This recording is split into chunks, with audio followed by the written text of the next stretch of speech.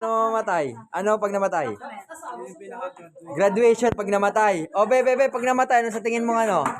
Pag namatay ang tao, anong pinaka-explanation mo doon? Si Atan kasi, ano pag namatay, Tan? Graduation. ikaw, be, ano? No, pag namatay, no, may maganda masasabi pag namatay isang tao, maliban sa graduation kay Atan? Hindi ka na makaranas ng sakit. Ako naman. Okay, pag namatay kasi isang tao, naniniwala talaga ako. Naniniwala kasi ako, pag namatay ang isang tao, marire-incarnate.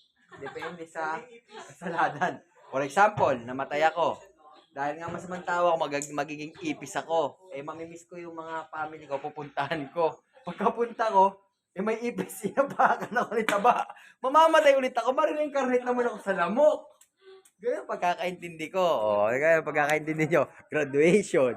Ito hindi niya alam. Walang paniniwala yan eh. Sinalo naman wala ng sakit. Ano masasabi niya maliban doon? Comment below guys. Thank you.